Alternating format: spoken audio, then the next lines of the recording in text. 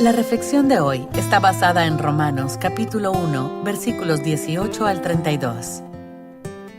Porque la ira de Dios se revela desde el cielo contra toda impiedad e injusticia de los hombres que detienen con injusticia la verdad. Porque lo que de Dios se conoce le es manifiesto, pues Dios se lo manifestó. Porque las cosas invisibles de Él, su eterno poder y deidad, se hacen claramente visibles desde la creación del mundo, siendo entendidas por medio de las cosas hechas, de modo que no tienen excusa. Pues habiendo conocido a Dios, no le glorificaron como a Dios, ni le dieron gracias, sino que se envanecieron en sus razonamientos, y su necio corazón fue entenebrecido. Profesando ser sabios se hicieron necios, y cambiaron la gloria del Dios incorruptible en semejanza de imagen de hombre corruptible, de aves, de cuadrúpedos y de reptiles. Por lo cual también Dios los entregó a la inmundicia, en las concupiscencias de sus corazones, de modo que deshonraron entre sí sus propios cuerpos, ya que cambiaron la verdad de Dios por la mentira, honrando y dando culto a las criaturas antes que al Creador, el cual es bendito por los siglos. Amén. Por esto, Dios los entregó a pasiones vergonzosas, pues aun sus mujeres cambiaron el uso natural por el que es contra naturaleza, y de igual modo también los hombres, dejando el uso natural de la mujer, se encendieron en su lascivia unos con otros, cometiendo hechos vergonzosos hombres con hombres, y recibiendo en sí mismos la retribución debida a su extravío. Y como ellos no aprobaron tener en cuenta a Dios, Dios los entregó a una mente reprobada, para hacer cosas que no convienen. Estando atestados de toda injusticia, fornicación, perversidad, avaricia, maldad, llenos de envidia, homicidios, contiendas, engaños y malignidades, murmuradores, detractores, aborrecedores de Dios, injuriosos, soberbios, altivos, inventores de males, desobedientes a los padres, necios, desleales, sin afecto natural, implacables, sin misericordia. Quienes, habiendo entendido el juicio de Dios, que los que practican tales cosas son dignos de muerte, no solo las hacen, sino que también se complacen con los que las practican. Podríamos pensar en el Edén como el infame lugar del gran fracaso de la humanidad. Pero lo que sucedió allí no solo arruinó la historia de la humanidad, sino que también dañó nuestra relación con Dios. Antes de que Adán y Eva pecaran al comer del árbol de la ciencia del bien y del mal, vivían en perfecta unión con el Señor. Caminaban con Él libremente, sin obstáculos en su capacidad de recibir su amor y amarlo. Es difícil de imaginar, ¿cierto? Considere el dolor que experimentaron al dejar su primer hogar, cuando Dios los expulsó del huerto y selló su entrada. Las puertas de ese paraíso terrenal se cerraron para siempre. La contemplación de esto sería insoportable si no fuera por lo que Dios hizo. Él quería tanto estar con nosotros que envió a su único Hijo a morir en la cruz y rescatarnos del pecado y de la muerte. El Señor Jesús mismo se convirtió en la puerta al paraíso, restaurando nuestra relación con el Padre por la eternidad. Piense en esto. Lea Isaías capítulo 43, versículos 1 al 7. Según este pasaje, ¿por qué quiere Dios relacionarse con usted? Llegamos a ese tiempo tan especial de estudiar juntos la palabra preciada de Dios. Y en esta noche, como mencioné en esta mañana, nos embarcamos en el estudio maravilloso del 5º capítulo de Romanos, Romanos capítulo 5. Y Romanos es un libro, créame, que realmente exprime su mente, demanda mucho de su alma también, es tan profundo, tan rico con la verdad de Dios. Y sin embargo, debido a la inspiración maravillosa del Espíritu Santo, debido al hecho de que Él es nuestro Maestro de verdad residente, como vimos en esta mañana, sus verdades pueden ser abiertas a nuestras mentes. Y confío en que conforme vemos los primeros 11 versículos, no solo en esta noche, sino en el mensaje de esta noche y después en las siguientes 2 semanas, que se va a encontrar a sí mismo regocijándose en la seguridad tremenda de su salvación. Este es un gran pasaje. Estaba leyendo un libro esta semana que me fue dado, y fue un libro que tenía muchas afirmaciones interesantes, un libro de teología. Una de ellas fue la siguiente, y cito: Algunas personas verdaderamente convertidas han caído de la gracia y el peligro de hacer esto amenaza a todo cristiano. Fin de la cita. Ahora, esa es una afirmación muy, muy importante si es verdadera. Si es verdad que algunos cristianos han perdido su salvación y que todo cristiano está en peligro de hacer eso de hecho es algo importante que saber, ya que si usted puede perder su salvación, más vale que descubra rápidamente cómo aferrarse a ella. Ahora, este es un tema que a lo largo de los años ha sido muy debatido en la teología. Siempre han habido aquellos que han afirmado que usted puede perder su salvación y aquellos que han afirmado que usted no puede perderla, y la batalla se ha llevado a cabo a lo largo de los años. El asunto de la seguridad eterna o la perseverancia de los santos, o como los laicos algunas veces la llaman, la doctrina de una vez salvo, siempre salvo. Y algunos en nuestra época, en la actualidad, en muchas iglesias, algunos de ustedes en sus propios trasfondos, inclusive algunos de ustedes el día de hoy creen que un cristiano puede perder su salvación. Y algunas veces oímos acerca de aquellos que, entre comillas, recaen y se apartan del conocimiento de Cristo. Ahora, esta doctrina en particular que dice que usted puede perder su salvación, básicamente hace de la salvación condicional. En otras palabras, su salvación es solo buena siempre y cuando usted cumpla con las condiciones de mantenimiento. En otras palabras, Dios nos ha salvado y ahora, si continuamos cumpliendo con los estándares, podemos aferrarnos a esa salvación, y si en algún punto no vivimos según el estándar, la perdemos. Ahora, no se necesita mucho entendimiento para reconocer que eso básicamente es una perspectiva de justicia por obras. En otras palabras, usted realmente está diciendo que la salvación es condicional en el sentido de que mis obras tienen que estar al nivel del estándar o de lo contrario pierdo mi salvación. Ahora, esto, creo yo, es exactamente el punto del cual habla Pablo en Romanos 5.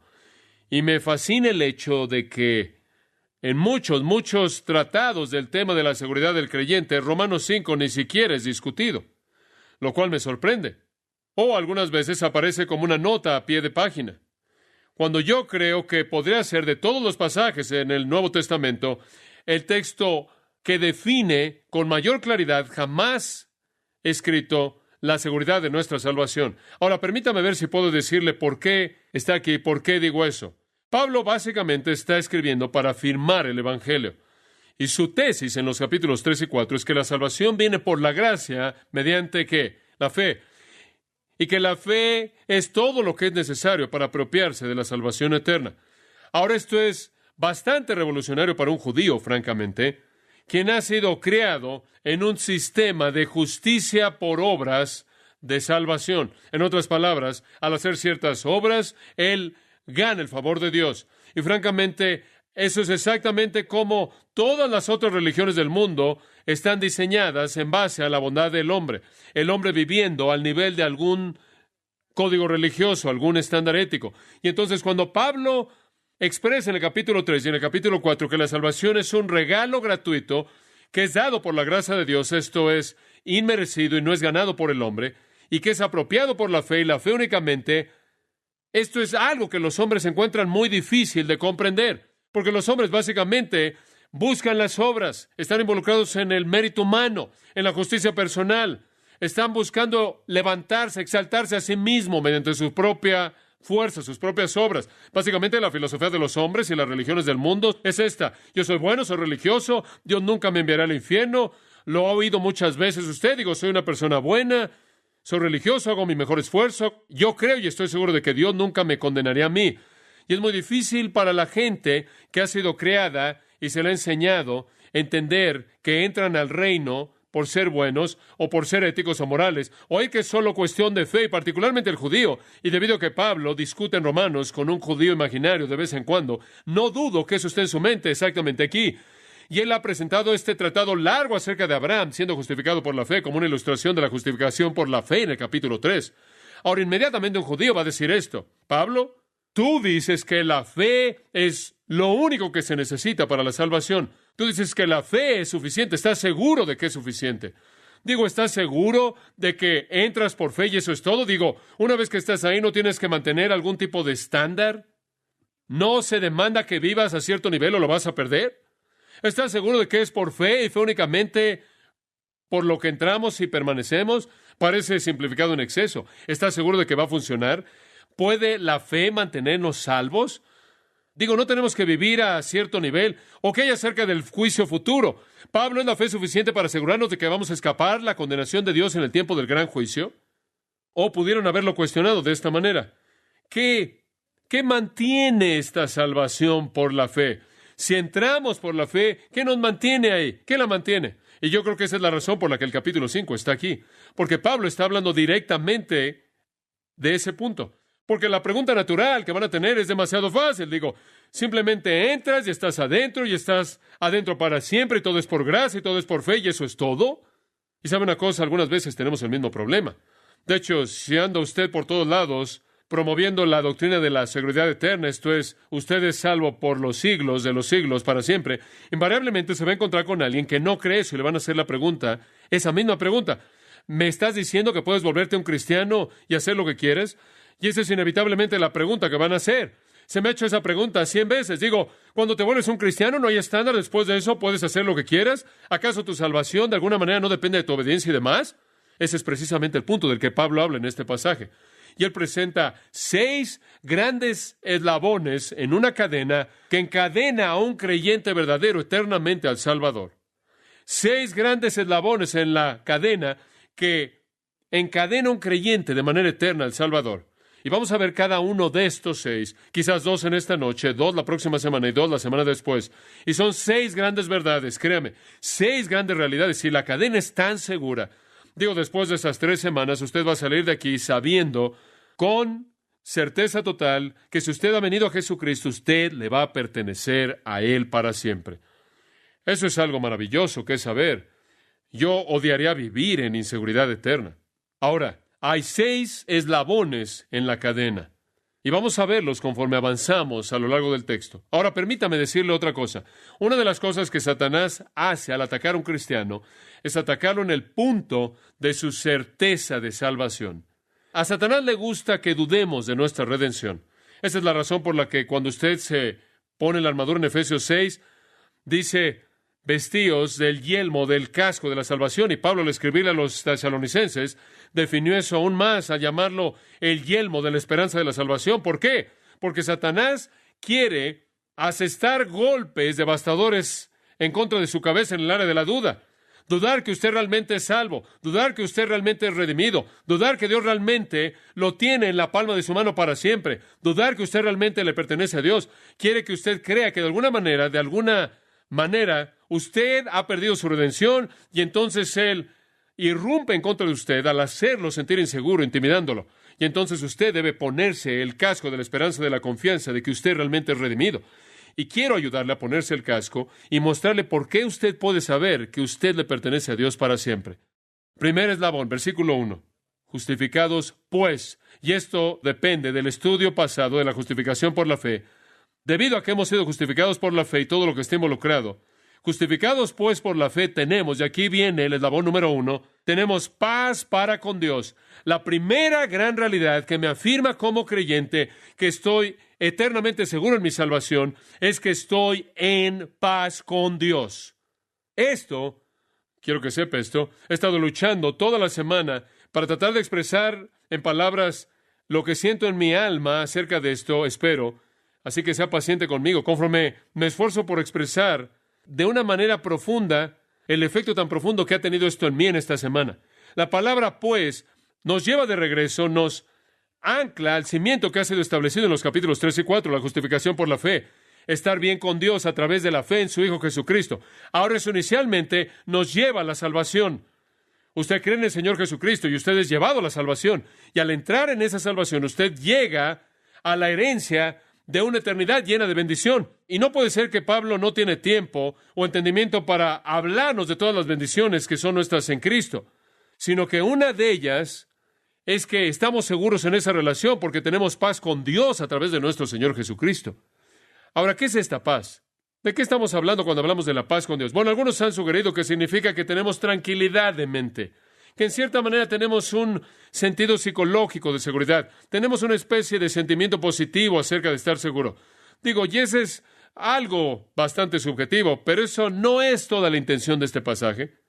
Esto no es subjetivo, esto es objetivo. No habla de sentimientos, habla de una relación. Los sentimientos no son el punto aquí. Dice que tenemos paz con Dios. Ahora, si tenemos paz con Dios, debido a la salvación, ¿qué teníamos antes de la salvación? Una palabra simple. ¿Qué es lo opuesto de la paz? Guerra. Ahora, Cristo ha cambiado dramáticamente nuestra relación con Dios, y de eso está hablando. Estábamos en guerra, por así decirlo. Dios era nuestro enemigo, y nosotros éramos su enemigo. Pero debido a la justificación por la fe, hemos sido llevados a una relación de paz, verdadera paz, paz real. Y esa paz no es una actitud en absoluto, no es una tranquilidad psicológica, no es tranquilidad de mente, no es un tipo de sentimiento subjetivo, es simplemente que la guerra entre nosotros y Dios se acabó. ¿Entiende usted eso? La guerra se acabó. Ahora es en este punto precisamente que creo que la mayoría de la gente no entiende el punto de este texto, porque la gente siempre dice, oye, nunca he estado en guerra con Dios, a mí me cae bien Dios.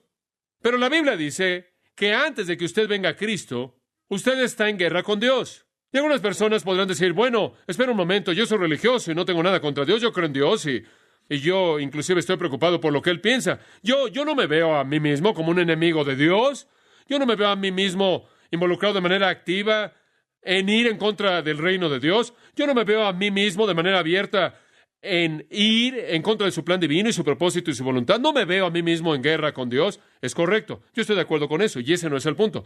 El punto no es que usted esté en guerra con Dios. ¿Sabe usted cuál es el punto? Dios está en guerra con usted. Eso es diferente, ¿no es cierto? Porque usted podrá decir, bueno, yo no me veo a mí mismo peleando contra Dios. Yo no hago nada para pelear en contra de Dios abiertamente. Ese no es el punto. Dios es su enemigo. Sea que usted conscientemente sea su enemigo o no. Y su plan es este. Usted es tanto su enemigo y Él está en guerra con usted a tal punto que algún día usted lo va a tomar y lo va a arrojar a un lago de fuego eterno para que queme usted por los siglos de los siglos. A ese grado Dios está en guerra con usted. Y sea que usted entienda que usted está en guerra con Él o no, usted debe entender que su guerra es con usted. Y eso lo coloca en una luz diferente, ¿no es cierto? Como puede ver, Dios está en guerra con el pecador. Dios es el enemigo del pecador. Dios pelea contra el pecador. Dios es el enemigo del pecado. Dios es el enemigo de Satanás. Y por cierto, si usted no es hijo de Dios, usted es hijo de Satanás y usted pertenece al dominio de Satanás y Dios está en guerra con ese dominio. Y ese es el punto. Dice usted, no estoy enojado con Dios, eso está bien, Dios está enojado con usted. No estoy haciendo nada para dañar a Dios, eso está bien, Dios lo va a enviar al infierno eterno. Como puede ver, ese es el punto. Dios está en guerra con los hombres, estén conscientes de su enemistad hacia Él o no. De hecho, el trasfondo de este concepto de la paz es Romanos 1 y 2, y eso nos habla de la ira de Dios, ¿no es cierto? Romanos 1, 18, porque la ira de Dios se revela desde el cielo contra toda impiedad e injusticia de los hombres que detienen con injusticia la verdad. Como puede ver, es Dios quien está en guerra contra los impíos y los injustos, y aquellos que no conocen a Cristo. De hecho, Dios inclusive dice que si usted no abraza a Jesucristo, usted es anatema. Usted está maldecido. En Éxodo 22, 24, dice, y mi furor se encenderá y os mataré a espada y vuestras mujeres serán viudas y huérfanos vuestros hijos.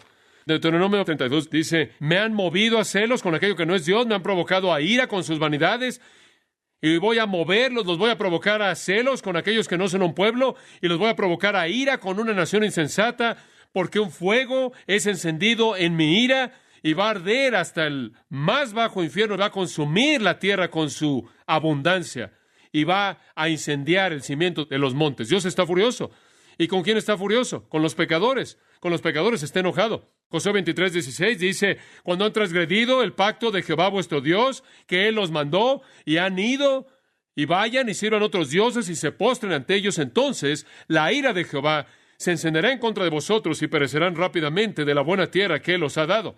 En 2 de Reyes 22, 13 dice, grande es la ira de Jehová, que se enciende contra nosotros, porque nuestros padres no han oído las palabras de este libro para hacer según a todo lo que está escrito acerca de nosotros. En Isaías 5, versículo 25 dice, por lo tanto, la ira de Jehová ardió en contra de su pueblo, y él ha estirado su brazo contra ellos, y los ha herido, y los montes temblaron, y sus cadáveres fueron despedazados en medio de la calle, porque toda esta ira todavía no se ha vuelto, sino que su mano todavía continúa estirada. En Isaías 13, versículo 9 dice, el día de Jehová viene cruel con ira y con ira intensa para desolar la tierra, y él destruirá a los pecadores de ella. Por lo tanto, dice en el versículo 13, sacudiré los cielos y la tierra será removida de su lugar, y la ira de Jehová de los ejércitos, y en el día de su ira intensa.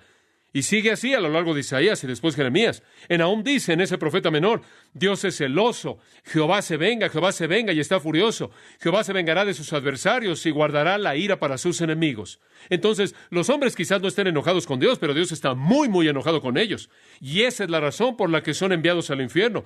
Y Él está enojado con ellos debido a su pecado no arrepentido. En Efesios 5, versículo 6 dice, ninguno se engañe con vanas palabras, porque debido a estas cosas viene la ira de Dios en contra de los hijos de desobediencia. Y cuando Jesús viene regresando en Apocalipsis 19, de su boca sale una espada filosa, y con ella mata a las naciones, y gobierna con vara de hierro, y pisa el lagar de la ira del Dios Todopoderoso. Ahora, el resumen de toda esta actitud es expresado de la mejor manera en el Salmo 7, versículo 11. Simplemente escúchelo. Esto es lo que dice. Dios juzga al justo y Dios está airado contra el impío todos los días. El punto es que Dios está en guerra con el impío. Son hijos de ira.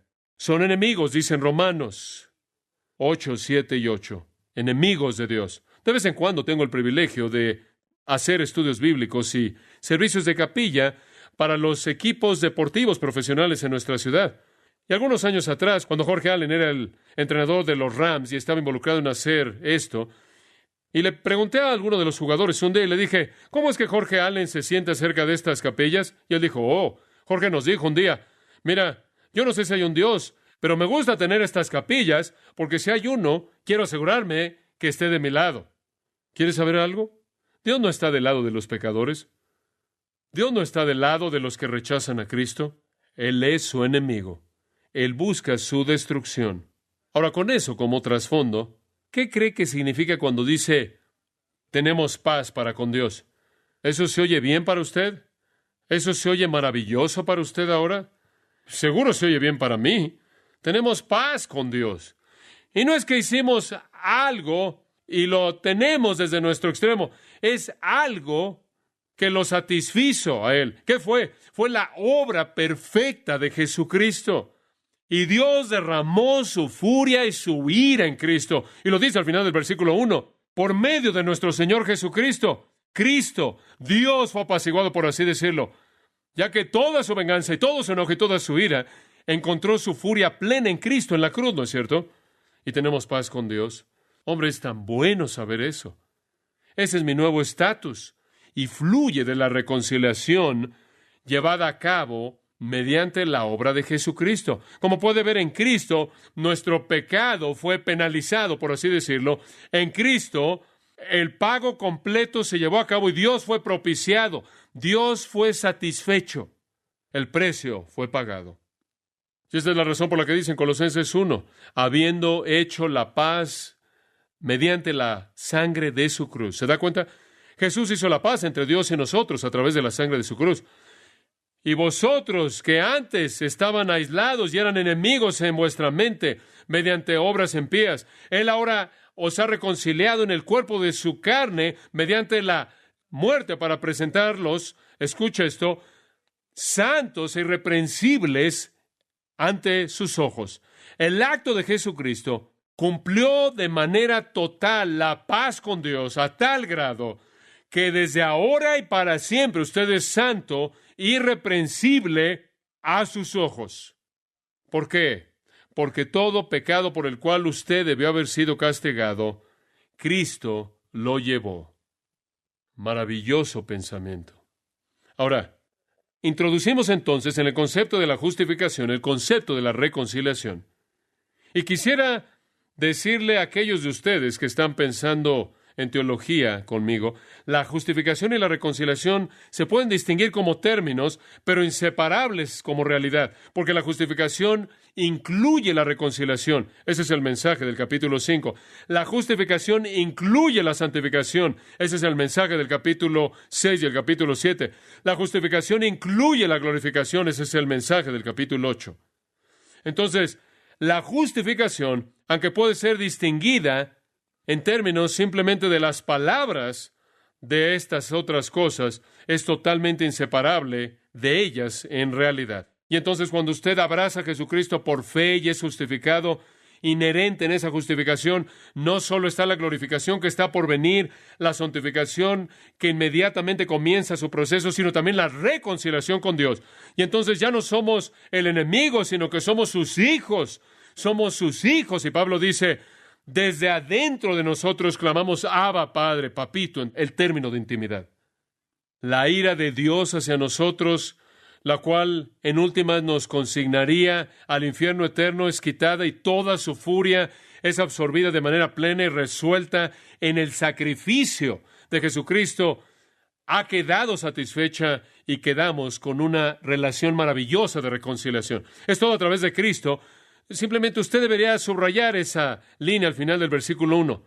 Por medio de nuestro Señor Jesucristo. Porque todo lo que usted tiene es a través de nuestro Señor Jesucristo. Todo. Dice en Efesios 1, porque somos bendecidos. Él nos bendijo con toda bendición espiritual en los lugares celestiales en Cristo Jesús. Como puede ver, todo lo que es nuestro es debido a Cristo. Todo. Él hizo la paz. Él hizo la paz. Dice usted, bueno, John, eso es maravilloso. Eso realmente es maravilloso que Él hizo eso.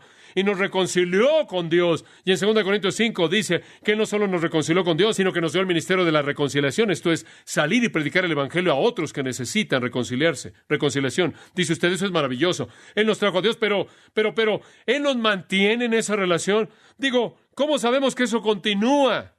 Y realmente esa es la pregunta de la que quiero hablar por un momento. ¿Cómo puede ver? Jesús no solo, ahora escucha esto, muy importante, Él no solo nos reconcilió con Dios inicialmente, sino que mantiene esa reconciliación. Y esa es su obra sumo sacerdotal. ¿Entiende eso? 1 Juan 1:7 dice que Él continúa limpiándonos de todo, ¿qué? Pecado. Como puede ver, la limpieza continua, la intervención como mediador continua, el lavado continuo de nuestro pecado provee para nosotros el que se mantenga esa reconciliación. ¿Se da cuenta? Entonces usted tiene dos verdades tremendas que realmente no pueden ser percibidas. Por un lado, estamos en paz con Dios para siempre, porque todo pecado que jamás cometeremos ya fue llevado por Cristo. Y entonces no hay nada que viole nuestra reconciliación, ya que el pecado por el cual deberíamos ser expulsados ya fue pagado y cubierto. Inclusive, en el caminar diario en el mundo conforme pecamos, el Señor continúa limpiando y continúa limpiando, de tal manera que somos mantenidos en reconciliación no solo por el acto pasado de Cristo en la cruz, sino mediante la obra actual mediadora de Cristo a la diestra de Dios, su ministerio sumo sacerdotal. Dice que Él vive perpetuamente ¿para qué? Hacer intercesión por nosotros. ¿No es eso maravilloso? Estoy en paz con Dios. ¿Por cuánto tiempo? Mientras Jesucristo vive. ¿Y por cuánto tiempo vive Él? Perpetuamente. Quien intercede por nosotros. Cuando una persona abraza a Cristo por fe, el Hijo de Dios perfecto hace que esa persona sea uno con Dios y Él está en paz. Y hay un corolario que debemos mencionar. No puedo evitar sino pensar en esto.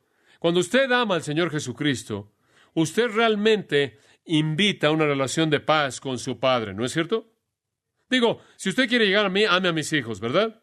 Y sabe una cosa, en el Salmo 2 el Padre dice, honrad al Hijo, besad al Hijo, para que no se enfurezca. Y cuando Jesús vino al mundo, el Padre dijo, este es mi ¿qué? Mi Hijo amado, ¿qué? A Él oíd, a Él oíd. Y a los Corintios el Espíritu de Dios dice, más vale que amen al Señor Jesucristo o serán anatema.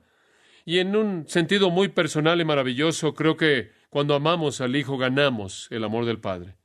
El misionero famoso David Livingstone pasó 1 año o 2 con cierta tribu en la parte sur de África. Y él fue al interior con su esposa y tenían un pequeño bebé en ese entonces a predicarle a otra tribu. Después de que le predicó a esta otra tribu, regresó a la primera tribu y los encontró en situaciones difíciles porque una tribu vecina había atacado a la tribu donde ellos habían estado por un par de años. Habían matado a muchos de los hombres y capturado al hijo del jefe, se lo llevaron. En el momento en el que regresó Livingstone, había venido un mensajero de los invasores que había capturado al hijo del jefe y estaban rogándole que hubiera paz debido a que temían la venganza. El jefe de la tribu herida, quien deseaba solo vivir en paz con sus vecinos, le dijo a David Livingstone: ¿cómo puedo estar en paz con ellos, quien tienen a mi hijo prisionero? Y si esta actitud es verdad en el corazón de un jefe salvaje, ¿cuánto más es verdad de Dios el Padre? ¿Cómo puedo estar en paz con aquellos que pisan la sangre de mi hijo? Pero cuando usted en amor viene a Jesucristo, usted busca la paz del Padre. Y debido a que Cristo ha muerto en la cruz para pagar la paga de todo el castigo que usted merece, y toda esa paga ha sido satisfecha, toda esa furia ha sido liberada, toda esa ira ha sido satisfecha, Dios puede estar en paz con usted. Ahora, quiero añadir una nota a eso, y creo que es importante decir esto. Creo que eso produce en nosotros un sentido de tranquilidad, ¿no es cierto? Digo, eso me da paz en mi corazón. Ese no es el significado del versículo, pero hombre, eso con toda seguridad me hace sentir en paz. Eso me da, como el teólogo Hodge lo llamó, un silencio dulce del alma. Digo, soy amigo de Dios. Soy un hijo de Dios. Soy un hermano de Jesucristo. Estoy en la familia y Dios está en paz conmigo. Pablo lo expresó de esta manera cuando escribió Efesios. Él dijo: pónganse el calzado, o calzados los pies con el apresto del Evangelio de la paz. ¿Sabe eso? ¿Qué estaba diciendo? ¿Qué quieres decir? Calzados vuestros pies con el apresto del Evangelio de la paz. ¿Qué es eso? Bueno, cuando un soldado romano, cuando iba a la batalla, se colocaba unas botas con pequeñas cosas que se veían como calzado de fútbol americano, con pequeños clavos que salían de la parte de abajo, porque se metía en el combate mano a mano por la vida y la muerte, y él quería asegurarse de que no se resbalara por todos lados, y entonces tenía estos clavos que salían y lo mantenían firme en el suelo, y él podía pelear y golpear y demás. Y entonces Pablo dice: cuando salgan a la batalla con el enemigo, con el poder de los demonios y las fuerzas del infierno, y entren en esa batalla, sus pies deben estar firmemente plantados con lo que tienen en sus pies. Están preparados con el Evangelio de la paz. ¿Y cuál es el Evangelio de la paz? Son las buenas nuevas de que Dios está en paz con ustedes. ¿Y sabe usted lo que eso significa?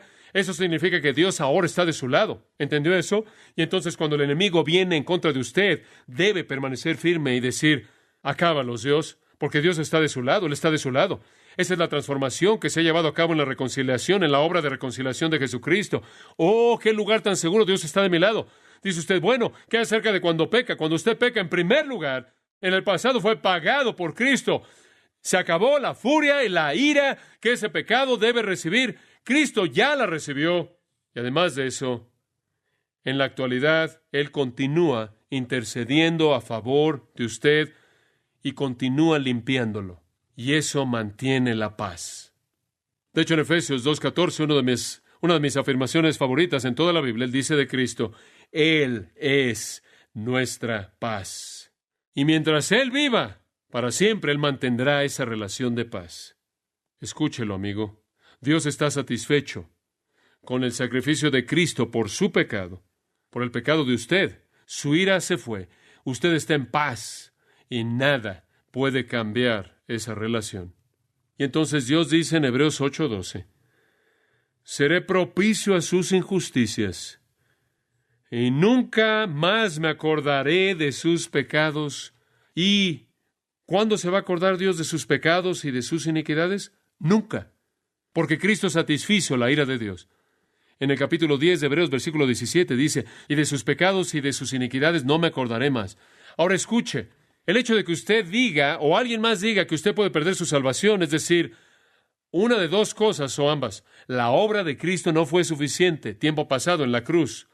La obra sumo sacerdotal actual de Cristo tampoco es suficiente. ¿Quiere usted decir eso? Difícilmente. Segundo eslabón. ¿Cree usted que ese fue bueno? Escuche, a ver este. Y vamos a llegar hasta aquí. El primer eslabón que nos asegura eternamente al Salvador es paz con Dios. El segundo es estar firme en la gracia. Estar firme en la gracia. Versículo 2. ¿Por quién? Antecedente, nuestro Señor Jesucristo. Por quien también tenemos entrada. Encierra en un círculo esa palabra en su Biblia. tenemos entrada por la fe a esta gracia en la cual estamos firmes. Deténgase ahí. No estamos entrando y saliendo de la gracia, estamos ¿qué? Firmes en ella. No estamos entrando y atravesando por ella, estamos firmes en ella, firmes en la gracia. Mi cerebro débil no puede tocar los límites de esta verdad. Es tan vasto y tan profundo y toda palabra es tan poderoso. Comienza, ¿por quién? ¿Por quién? Jesucristo. Todo es debido a Él.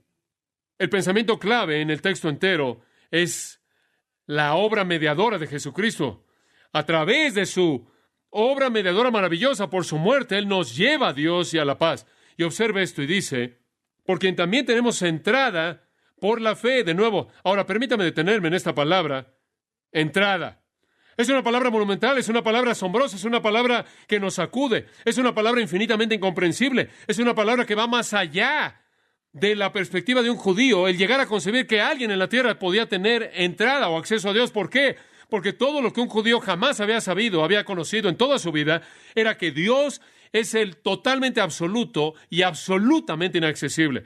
¿No sabía él eso? ¿No lo creía eso? A lo largo de su historia entera, eso era lo único que sabían. Y por cierto, la palabra entrada aquí, esta palabra es usada 3 veces, es usada aquí, y es usada en Efesios 2:18 y 3:12, y siempre habla de acceso a Dios. Él nos ha dado acceso, entrada a Dios, y un judío nunca habría sabido eso. De hecho, ¿qué le pasaba a un judío si se acercaba a Dios? Él habría sido consumido. Si usted regresa, por ejemplo, y simplemente le voy a dar una ilustración de esto del texto, en el capítulo 19 de Éxodo, ¿podría pasar usted ahí por un momento? Éxodo 19. Dios está dando la ley en el monte Sinaí. Y en el versículo 9 dice, entonces Jehová dijo a Moisés, aquí yo vengo a ti en una nube espesa, para que el pueblo oiga mientras yo hablo contigo, y también para que te crean para siempre. Y Moisés refirió las palabras del pueblo a Jehová. Y Jehová dijo a Moisés, ve al pueblo y santifícalos hoy y mañana, y laven sus vestidos, y estén preparados para el día tercero, porque al tercer día Jehová descenderá a ojos de todo el pueblo sobre el monte Sinaí. Versículo 12, y señalarás término al pueblo en derredor, diciendo, guardaos, no subáis al monte, ni tocáis sus límites, cualquiera que tocar el monte de seguro morirá. Digo, Dios va a estar arriba, y ustedes van a estar ahí, y no se acerquen a Dios, o están muertos. Y versículo 13 dice, no lo tocará mano, porque será apedreado o aseteado, sea animal o sea hombre, no vivirá. Cuando suene largamente la bocina, subirán al monte. Y descendió Moisés del monte al pueblo, y santificó al pueblo, y lavaron sus vestidos, y dijo al pueblo, estad preparados para el tercer día, no toquéis mujer, ninguna relación sexual. Aconteció que al tercer día, cuando vino la mañana, vinieron truenos y relámpagos, y espesa nube sobre el monte, y sonido de bocina muy fuerte, y se estremeció todo el pueblo, que estaba en el campamento. Ahora se van a reunir con Dios. Es una ocasión contenta, cálida. El lugar entero está explotando como un volcán. Relámpagos, truenos, fuego, furia. El pueblo está temblando. Este sonido de trompeta resonando en sus mentes. Se han estado purificando por 3 días. Realmente es una ocasión muy importante. Y Moisés sacó del campamento al pueblo para recibir a Dios, y se detuvieron al pie del monte. Todo el monte Sinaí humeaba, porque Jehová había descendido sobre él en fuego, y el humo subía como el humo de un horno, y todo el monte se estremecía en gran manera. El sonido de la bocina iba aumentando en extremo. Moisés hablaba, y Dios le respondía con voz tronante. Y descendió Jehová sobre el monte de Sinaí, sobre la cumbre del monte, y llamó Jehová a Moisés a la cumbre del monte, y Moisés subió, y Jehová dijo a Moisés, desciende, ordena al pueblo que no traspase los límites para ver a Jehová, porque caerá multitud de ellos, y también que se santifiquen los sacerdotes que se acercan a Jehová, para que Jehová no haga en ellos estrago. Moisés dijo a Jehová, el pueblo no podrá subir al monte Sinaí, porque tú nos has mandado, diciendo, señala límites al monte y santifícalo. Y Jehová le dijo, ve, desciende y subirás tú y Aarón contigo, mas los sacerdotes y el pueblo no traspasen el límite para subir a Jehová, no sea que hagan ellos estrago. Entonces Moisés descendió y se lo dijo al pueblo. Ahora usted puede regresar a Romanos. Digo, esto es algo bastante aterrador, ¿no es cierto? Una cosa que Dios estableció desde el principio, conforme sacó a estas personas de Egipto para llevarlos a su tierra, es que ustedes no tienen acceso a Dios. Ahora, ¿por qué cree usted que Él quería que ellos supieran eso? Porque Él les estaba enseñando una lección muy importante acerca de su santidad total y la impiedad total del hombre. Y no había manera en la que hubiera acceso en absoluto. Inclusive cuando Dios estableció el tabernáculo, Él estableció el templo en su lugar. Podían llegar hasta cierto punto. Los gentiles podían llegar hasta cierto punto, no más. Las mujeres podían llegar hasta cierto punto, no más. Los hombres podían llegar hasta cierto punto, no más. Los sacerdotes podían llegar hasta cierto punto, no más. Y solo había un sacerdote que un día al año podía entrar a la presencia de Dios, y ese fue el sumo sacerdote. Después de todo tipo de limpieza de ritual, él entraba ahí y rociaba la sangre lo más rápido que podía y se salía. Digo, Eso era lo único que sabían, que no te podías acercar a Dios. Y la gente que trataba de acercarse a Dios fuera de la prescripción de Dios, morían en el punto. ¿Usted cree que Nadab y Abiú, quienes entraron y ofrecieron incienso extraño o fuego extraño al Señor, y cayeron muertos ahí en el momento? ¿Usted piensa en Coré, Datán y Abirán, que trataron de funcionar como sacerdotes bajo el Dios Altísimo para entrar y acercarse a Dios, y el suelo los tragó? Ahora, si ellos sabían algo, ellos sabían que Dios era inaccesible. Solo el sumo sacerdote podía entrar al lugar santísimo una vez al año, y eso fue después de que atravesaba por una purificación especial, y solo para que saliera rápidamente. El acceso, la entrada no era una palabra en su vocabulario religioso, y ningún hombre pecaminoso en la actualidad tiene entrada a Dios, pero la muerte de Cristo cambió eso. ¿No es eso maravilloso? Como puede ver, esta es la razón por la que el Evangelio era tan difícil de entender para un judío. Verse a sí mismo como entrando, corriendo a la presencia de Dios. Esa es la razón por la que el escritor de Hebreos dice, miren, acerquémonos, ¿qué? Confiadamente al trono de la gracia, porque Cristo ha consagrado, ha abierto un camino nuevo y vivo. Mateo 27:51 dice que cuando Jesús fue crucificado, ¿qué le pasó al velo en el templo? Fue rasgado de arriba hacia abajo. ¿Por qué? Por la entrada, acceso a Dios. Y esa es la razón por la que Hebreos 4:16 dice, acerquémonos confiadamente al trono de la gracia, para hallar misericordia y hallar gracia.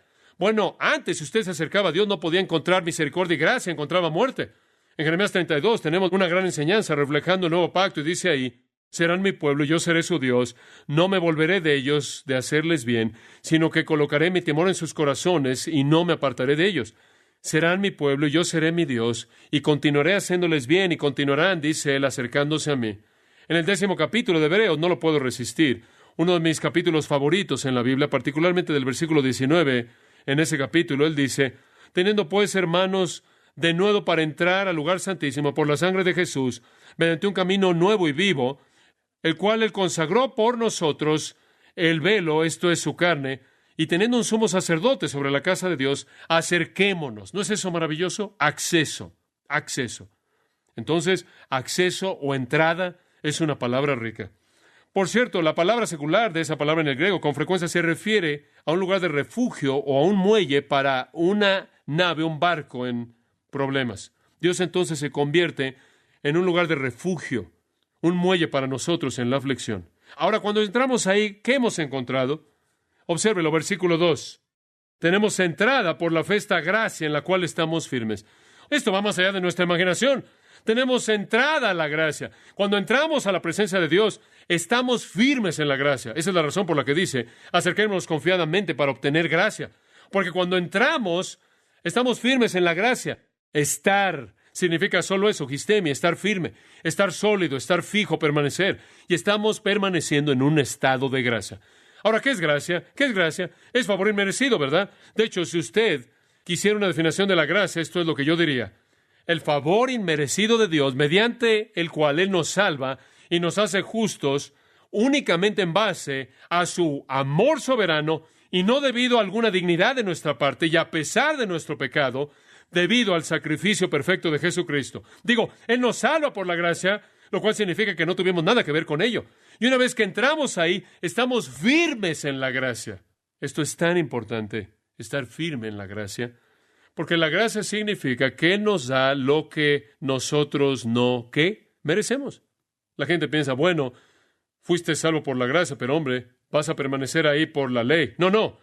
Fuiste salvo por la gracia y ahora tienes que guardar reglas para mantenerte ahí. Tienes que guardar la ley y si quebrantas la ley, estás afuera. No, esto dice, estás firme en la gracia. Estás firmemente fijo en un ambiente de gracia. Y la gracia es el perdón inmerecido de Dios hacia el pecado.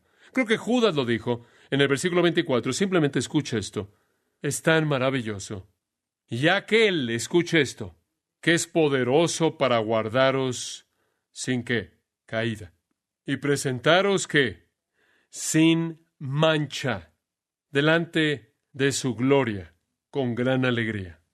¿Sabe una cosa? ¿Sabe lo que la obra sacerdotal de Cristo hace? Cuando usted entra, usted está firme en la gracia. Y ese es el perdón continuo de gracia inmerecido que usted no se ha ganado de Dios a favor de usted por sus pecados. Continúa, es una aura de gracia y la gracia es aquello que perdona. Y debido a eso, Él es poderoso para guardarlo a usted de caer. Estamos firmes en la gracia, custodia segura. Permanecemos. Eso es lo que Juan 15 quiere decir cuando dice permanecer en Cristo. Permanecemos en el ambiente de la gracia. Estamos tan seguros ahí. Digo, ¿qué tiene que hacer para ser expulsado de la gracia? Digo, usted no hizo nada para entrar ahí. Usted no puede hacer nada para salir de ahí. Dice usted, bueno, si pecas mucho vas a ser expulsado. No, porque donde el pecado, Romanos 5 y 6, donde el pecado abunda, ¿qué pasa? La gracia que abunda mucho más. Como puede ver, no hay salida. Porque si usted está firme en la gracia solo puede funcionar donde hay fracaso. ¿Verdad? Maravilloso pensamiento. Esta es la razón por la que usted está tan seguro. Si hubiera un lugar para la ley y fuera un lugar para guardar las reglas, usted estaría fuera y yo también. Si sus pecados lo expulsaran, eso no es gracia, pero por gracia es usted salvo. Romanos 5:20 dice, pero la ley se introdujo para que el pecado abundase. Mas cuando el pecado abundó, sobreabundó la gracia. Oh, qué gran pensamiento. Como pueden ver, amados, esos dos eslabones, eso será suficiente, ¿no es cierto? Tenemos paz con Dios. Ahora, si usted va a discutir con eso, entonces tendrá que decir, uno, el sacrificio de Cristo no fue adecuado para cubrir todo su pecado y mantener la paz. Y el mantenimiento de esa paz va más allá de la capacidad de Jesucristo, quien vive perpetuamente para hacer intercesión por usted. Y usted realmente está negando quién es Cristo y lo que su obra es, pasado y presente. La paz con Dios será suficiente, pero simplemente para añadir a lo que el Señor dice, no solo eso, usted está firme en la gracia, y la gracia solo puede operar donde hay pecado, porque es favor inmerecido, es perdón inmerecido, y entonces cuando usted peca, opera, funciona, y entonces usted es mantenido en un estado de gracia. Gran verdad, gran verdad. La obra sumo sacerdotal de Jesús se está llevando a cabo en este momento y mantiene la paz y mantiene la aplicación de la gracia para nosotros. Vamos a ver esto más adelante en el versículo 10, pero simplemente no puedo resistir el señalárselo en este momento. Esto es tan bueno. Observe el versículo 10. Esto en cierta manera resume lo que dijimos. Porque si siendo enemigos fuimos reconciliados con Dios por la muerte de su Hijo. Ahora deténgase por un momento. Si la muerte de Cristo pudo hacer paz con Dios, si la muerte de Cristo pudo reconciliarlo a usted con Dios, mucho más estando reconciliados seremos salvos por su vida. En otras palabras, si un Salvador muriendo podía llevarlo usted a Dios, ¿no cree usted que un Salvador viviente podría mantenerlo usted ahí? Gran verdad. Cuanto más si un Salvador muerto puede redimirlo, cuanto más puede un Salvador vivo mantenerlo usted. Y como puede ver, esa es la obra sumo sacerdotal de Jesucristo. Y Él continuamente, a favor nuestro, va al Padre. Como en Lucas 22, cuando Él ve a Pedro, y Él dice, Pedro, Satanás ha deseado tenerte a ti. Y después Él dice esto, pero yo he orado por ti, he orado por ti. Y cuando esta pequeña prueba se acabe, vas a salir bien. Y Él nos da un pequeño vistazo para que sepamos cómo es que Él mantiene el lugar de su pueblo en relación con Dios. Él opera a favor de Pedro. Y entonces Él nos asegura, estamos en paz con Dios y estamos firmes en la gracia. Y Cristo intercede para mantener la paz viva y para mantener nuestra posición. Arthur Pink, creo yo, tiene una gran afirmación. Él dice, y cito, es absoluta y totalmente imposible que la sentencia del juez divino jamás sea revocada o revertida. Con mayor velocidad, los relámpagos de la omnipotencia sacudirán a la roca de las edades, que aquellos que están refugiándose en Él de nuevo serán traídos bajo condenación. Fin de la cita. No puede pasar. El juez emitió un veredicto y permanecerá para siempre. Pablo dice, yo sé a quién he creído y estoy seguro que es poderoso para ¿qué? Para guardar. Ese es 2 de Timoteo 1:12. Estoy seguro que es poderoso para guardar mi depósito para aquel día. Confianza en Dios. En Hebreos, y simplemente voy a cerrar. En Hebreos 10, observe esto y vamos a llegar a una gran conclusión. Hebreos 10:10. En esa voluntad somos santificados mediante la ofrenda del cuerpo de Jesucristo hecha una vez para siempre. No es como el sacerdocio antiguo. Ciertamente todo sacerdote está día tras día ministrando y ofreciendo muchas veces los mismos sacrificios que nunca pueden quitar los pecados. Pero Cristo, habiendo ofrecido una vez para siempre un solo sacrificio por los pecados, se ha sentado a la diestra de Dios. De ahí en adelante, esperando hasta que sus enemigos sean puestos por estrado de sus pies. Porque con una sola ofrenda hizo perfectos para siempre a los santificados. Él nos ha perfeccionado para siempre. Pero el coup de grâce de todo esto está en Romanos capítulo 8, versículo 31. Escuche esto. ¿Qué pues diremos a esto? ¿Qué es nuestra respuesta? Si Dios es por nosotros, ¿qué? ¿Quién contra nosotros? Si estamos en paz con Dios y Dios está de nuestro lado, ¿quién es mayor que Dios que puede cambiar eso? ¿Cuál es la respuesta? Nadie.